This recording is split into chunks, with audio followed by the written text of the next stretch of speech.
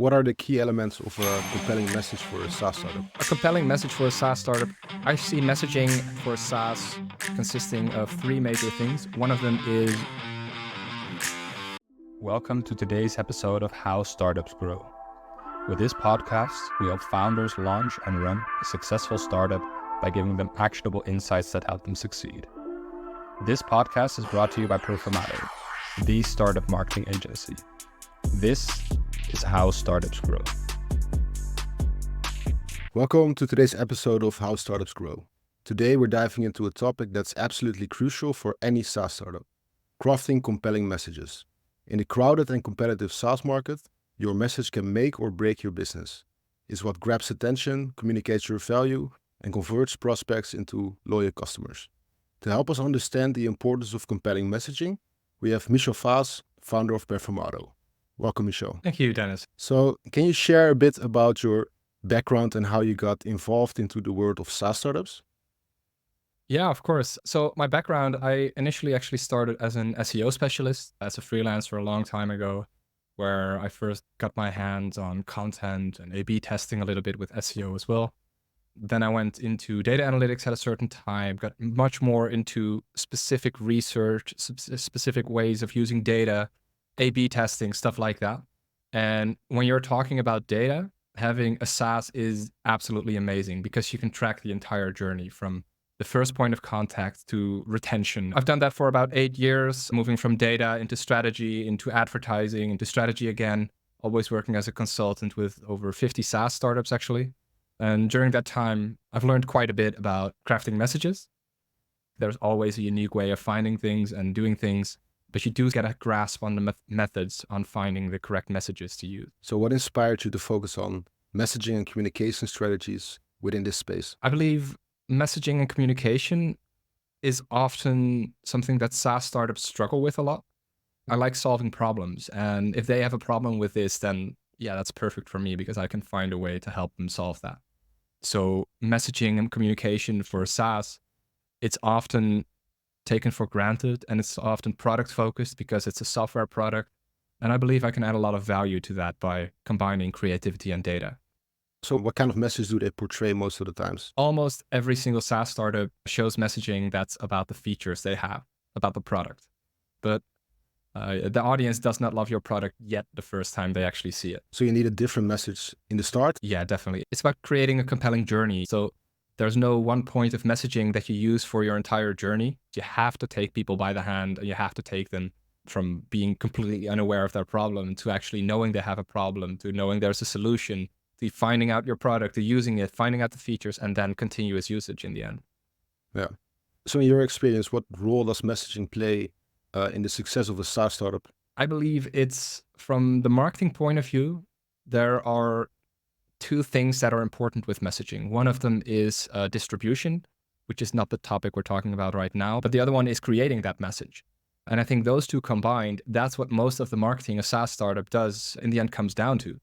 So I believe the messaging, that's crucial. That's maybe one of the most important things in marketing a SaaS startup. Can you share a startup that did this quite effectively? Yes, I can. I've worked for a company that does construction management software. And the initial thing they were using was product-focused messaging. Then they switched it to a slogan in time, which is very self-centered a lot of the times. Mm-hmm. When I was working with them, we started A/B testing with various messages. Now, the easiest way to do this, if you have enough traffic, is to A/B test on the homepage and just change the story, change the narrative on the homepage. You can also do it with advertising on LinkedIn, for example. That's a good channel to do this type of testing with. And we've tested with the slogan, with the brand, with the features, with the problems, and with the solutions. And in the end, what struck best with people, it's about saving time and money and the effort that you put in. And then we made it about a very specific case that they all run into. So all these contractors, which were our clients, they all had the problem that they have to manage subcontractors. And if you have a construction project, this is very industry specific. You go from A to B, from start to finish. If you are delayed on one of those milestones, the entire project often is delayed. And then you have to talk to all the subcontractors again and replan and manage. And in the end, that was the thing that struck the most resonancy with the audience. That is also a better way to really make a connection with the audience. Yeah, and this is something that, to give you an idea of the effect, it boosted the conversion rate on the landing page. I believe it was something like 0.4, and it ended up being 4.8% or something, like really a lot higher. So it was almost like a little more than tenfold improvement. Oh, that's really good. That shows the impact. Yeah. So what are the key elements of a compelling message for a SaaS startup? A compelling message for a SaaS startup. I see messaging for a SaaS consisting of three major things. One of them is the brand voice that you have. So how do you talk to your customers? What do you want to tell them? How do you tell it to them, etc., stuff like that. The other one is the actual features. You still have to name your features at one point. I just don't think it should be the initial point. And the third one is the problem and solution. That's usually the most powerful thing to actually get better conversions and have people understand your product a lot better. So how would you suggest doing that? Yeah, the method that I follow is creating the entire thing in a customer journey.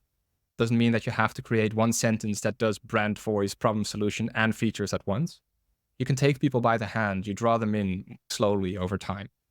Now, the brand voice, that's something that resonates on every single part because you need consistency on that. That's more the way you talk to. Now, what I would suggest to people, there's a model by Google. It's the See, Think, Do, Care model, in which you take people through that journey by first finding out about their problem, then to start thinking about the solution and finding out about it. Then they will do an actual action to make themselves known and try to solve that problem. And then finally, care, which is when they're actually customers already. You want to keep interacting with them, finding out more problems, creating solutions, improving your product like that. So it's basically running them through some kind of funnel. Yeah, I prefer the word journey in this case because it's the old graph where people, when they learn something new, first they're problem unaware and they don't even know that they have a problem. And you make them aware of having a problem, but then they have an issue. And when they have the solution there, you say, hey, we actually have this and we have these features that will get your problem solved. And then that's how you craft your journey. And this is in the same messaging? This is in the overall messaging strategy that I would use. So some SaaS startups, they're quite complicated maybe. How do you balance in giving out messages that are problem solution, but also detailed and informative?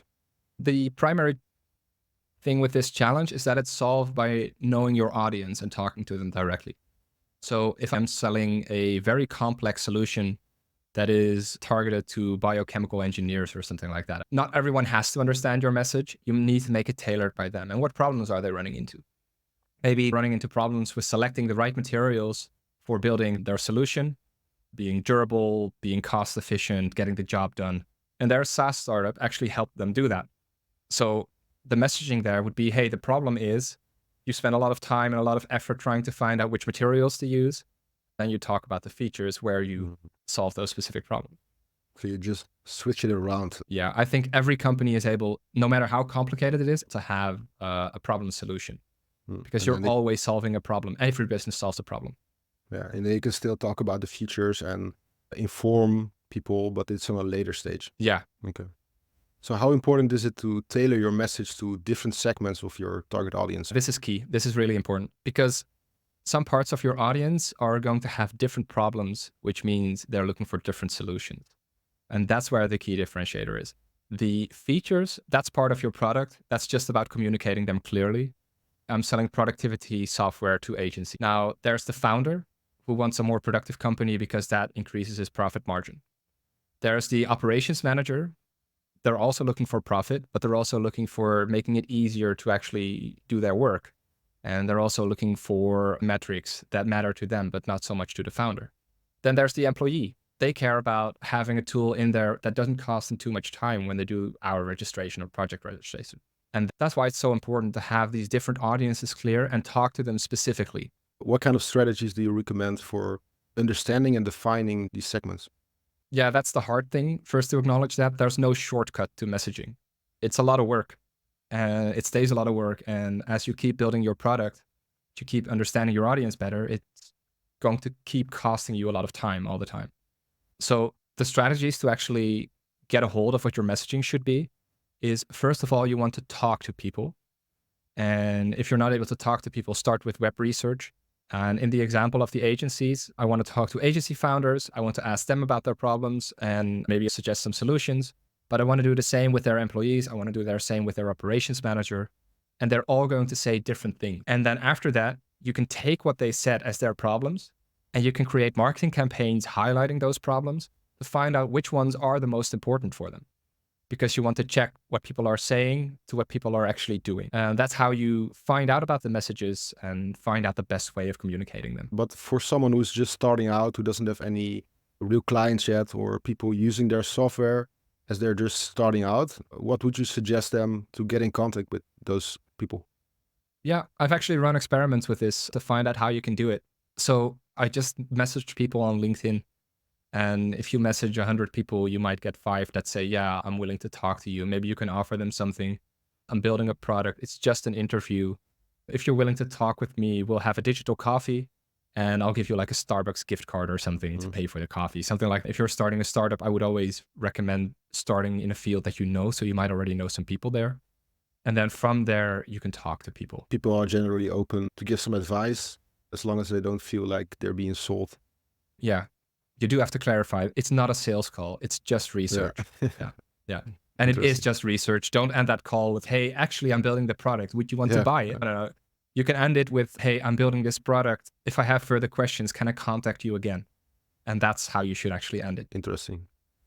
So what are some common challenges SaaS startups face when developing their messaging? The most common one I see is a symptom of a founder that has an amazing product idea. They have an idea for a product, but they feel the pain, but it's very hard to articulate how that pain takes root. And that articulation, I think that is the thing that most of these startups struggle with. Because it's very easy to list your features, but it's much harder to create problem solution statements that actually draw in people. And I also think that's why these companies are drawn to just having the feature statement instead of the problem solution, because it's so much easier. You just write down what you have instead of doing the actual research. So can you discuss a time when a SaaS company, it could be a client of yours or not, struggled with its messaging and how it overcame those challenges? Yeah, I can. So the example I named earlier of the construction management software company, the struggle that they had was that the founder of that company had a very strong idea about the product and the messaging and how it should be and how the branding should be. And one of the challenges there was having the guts to test something different. I think that's a big problem for these startups. And the other thing is freeing up time to actually do the research that's required. Because without the research, it doesn't work. And the bad thing happening here sometimes, which is almost a good thing, but it's also a bad thing, is that when you have feature-focused messaging, but you're getting positive numbers on your startup, on your messaging, on your marketing, there's no real incentive to change it. And the thing is, often you see these companies, they have decent numbers by being feature-focused in their messaging. Then trying to switch that up to another way of messaging, which is risky and it's taking time to actually see an improvement, they don't do that. It's like the old saying of the enemy of the best is the good. The good thing is feature-focused messaging, but the best thing is pretty much always problem solution-focused messaging. Yeah. But for those companies that do have the wrong strategy but still get the results, what is your advice for them? Yes, you can A/B test this. And a big thing here is problem solution is harder than feature focus, which means if you do one A/B test, it doesn't perform better than your features. You have to find out multiple ways of doing that, multiple ways of communicating the problems, the solutions. You're going to find out about multiple problems as well. Which ones do you highlight primarily? That's a question you're going to end up with. So that's one thing they should do. And also they should really do the interviews. Those are key to this. Without an interview, you're just shooting in the dark, basically. You're trying to find something, but you have no idea where to look. The interview gives you direction on where to actually look for improvements. You're almost just guessing for what the problem is. Exactly. For a SaaS startup just starting out to develop its messaging, what would be like top 3 pieces of advice you could give them? So first of all, define your audience. That's where you start. Second, find out about their major problems and try to really narrow down what are the most important problems they face in their work or in their life. Present a solution in a way that's compelling for them. That's the thing you should do. And when doing this, think about it as a journey. It's not one step. It's not one message on your homepage. It goes a lot deeper than just a good headline on your homepage. That journey, that's the most important thing here, I think. Yeah. But you should also keep in mind that you should, like for your brand, it should be the same message. It goes hand in hand, actually. So the way you communicate your brand, it should be intertwined with the way you communicate problems and solutions. So your brand could be that you're presenting yourself as a thought leader, which is very common. Then from there, you can really go into, for example, you can blog about certain problems they face, present solutions for them, and then in the end, try to send people to a demo or something like that. But if you are presenting yourself as a thought leader, every bit of your messaging should be like that. So that brings the challenge because you have to be consistent in the way that you talk to your audience. Yeah, exactly. That's what I was trying to say. Like consistency is also important, of course, but you should also test the messaging. And I think it could also be like when you're just starting out, you can change it up more frequently. And then when you really found what's working, maybe you can stick with that more or change fewer things. Yeah, you can. And also, this adds a little piece of advice for the larger companies out there, actually, because the more early stage startups, they usually have a single product page. They usually have a single product. They usually have a homepage that draws in most of their traffic and a pricing page. Now, that's a small area that you can pretty easily test on. You can pretty easily write consistent messaging there. But let's say you're a larger company. Let's say you're Atlassian, which owns Trello and Jira and a bunch of other tools such as Confluence. How do you actually promote multiple products? And that's where it becomes a lot more challenging, but it also adds a layer of almost easiness in it. Like it becomes easier almost. Because if you want to test for a certain audience, you have a segmented piece of your website, a segmented piece of your product that you can focus on with finding a solution for that. So larger companies, they should segment their website, they should segment their messaging. It does make the strategy more complicated, but it also allows them to be very specific in problem solution statements for their niches. What is the big difference for smaller companies then? Smaller companies can get away with just having an amazing homepage, and then that draws in a lot of people already.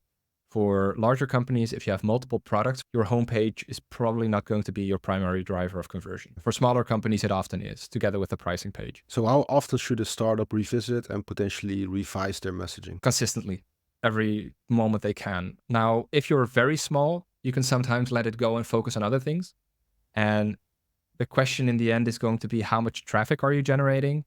And that means how much impact an A/B test is going to have. So if I have 100,000 people visiting me every month, 4 to 5%, that's massive effect. Also depends on the deal value, by the way, but that's something else.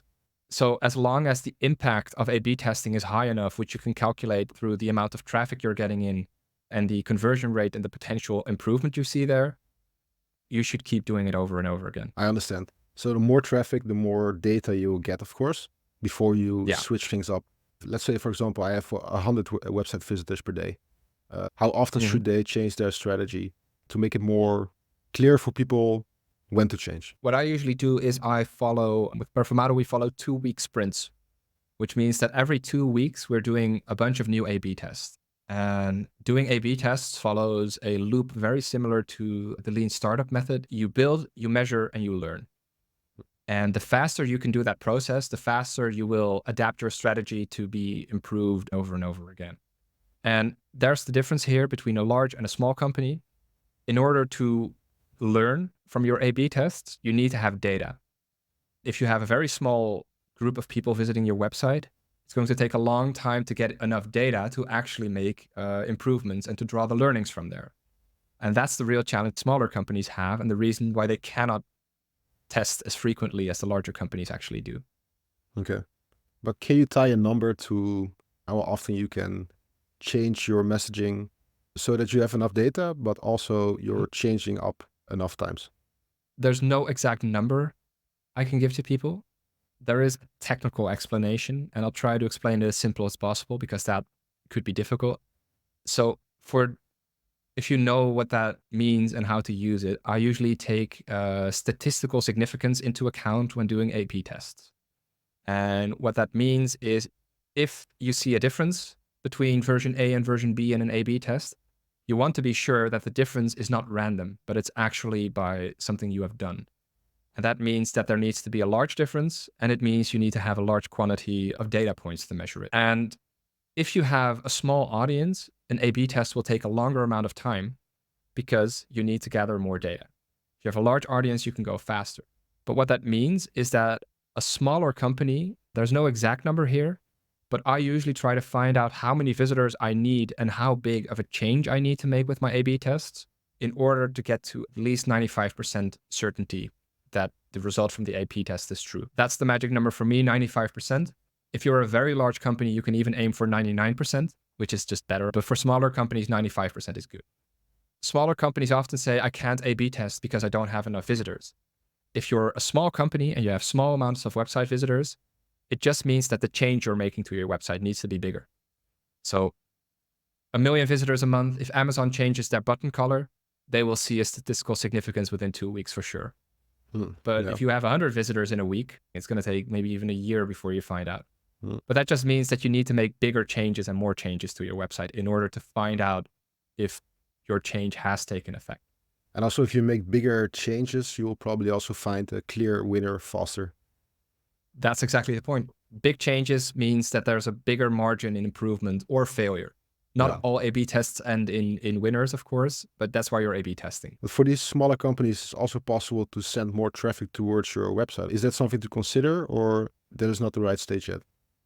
Yeah, you can do that. If you have, so organic visitors are hard to get up immediately, which means SEO, content, social media, organic, that kind of stuff.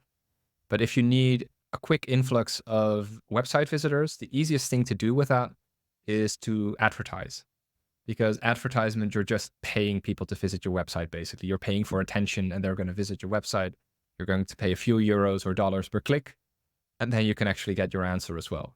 So that is an option for finding out your messaging and doing your A/B test faster. So how do you see messaging evolving in the SaaS industry over the next few years? No, it's going to evolve for sure. The trend of AI is interesting here because AI is an indicator that you can use to create better messaging and also a way how you can craft more different types of messaging. The only criticism I have for AI so far is that I believe the content they create, so the actual sentences, are not that great for marketing yet. But in time, that's going to change. And when it does, I think you can get a much larger volume of A/B tests done in a much shorter amount of time, and you're going to get a lot more creative ideas. And I think that's going to have significant impact on messaging for SaaS companies. I think as a SaaS startup, you can make a difference by focusing on the human factor. And that's the thing that AI cannot do that well yet, which is do your own research, talk to people, get a feeling for how they respond to things, and create something that's unique for you and your company. Interesting. Sometimes in operational challenges, it's very good, which means if I need to create an Excel or something, or if I need to analyze a bit of data, or basically stuff that has a clear answer to it, then I do. But if the answer is subjective to opinion, then I don't think AI is that great yet. So I don't use it often. But I have to admit, I sometimes use it if I'm stuck for inspiration. If I'm writing a piece, I ask AI, hey, can you give me 10 content ideas about this? And then those often trigger my mind to start working and start thinking about how to actually tackle a problem or solution. So mostly for creative process, to get yourself in the creative process, but also for analyzing data, for example. Analyzing data and operational work. So what has been the most rewarding experience for you in helping SaaS startups with their messaging? For me, the most rewarding moment is when founders realize that their brand and their product is great, but their actual customer is not ready yet. That moment of epiphany, that's the best thing that I've experienced. Because this is something, it opens people's eyes and it opens up new pathways to growth. I believe it cures some of the ignorance that founders have, because they often think that their product is amazing and unique and they should tell them about the features. But when they find out it's not, that's very rewarding for me. That's the most rewarding. And of course, we all want to do the A/B test that sees like 1,000% growth. So what was the quickest result you got for one of your clients in terms of messaging? Like how long does it take to actually see the results? I'm going back to the construction management software. I'll admit I got a little bit lucky with that because the second A/B test was the winner and remained the winner for a very long time. Now, I mentioned the results going from 0.4 to 4.8% conversion rate, from about 20 high quality leads per year to about 400, something like that, just by this change. And that's the fastest, biggest result I've ever achieved. That's an amazing result, of course. If someone who doesn't have a lot of experience, their first A/B test might not be so well. And then after 50 changes, they come to the right thing. But if you have more experience, it also... Experience is almost like a shortcut in A/B testing because you have an idea how to A/B test, how to do it properly, but you also have tested a lot of ideas beforehand. And having tested all those ideas, you're going to have a much clearer idea of what's going to drive results and what's not. So lastly, if any startup would like to reach out to you for potential partnership, how could they best reach you? Yeah, so this is a little piece of sponsorship for me. I run Perfumato, which is a marketing agency. We're focused on SaaS startups and some other type of startups as well, usually in tech or fintech. The best way to reach out is either through my LinkedIn profile. You can find me on LinkedIn. I'm Michel Faas, founder of Perfumato, or through the website. I also want to encourage people, when you reach out to me, it's not always necessarily about sales or buying my services. If you want to reach out because you have questions, feel free to do so anytime. If this episode was meaningful to you, be sure to follow us for more content about building a business. Thank you for listening to How Startups Grow.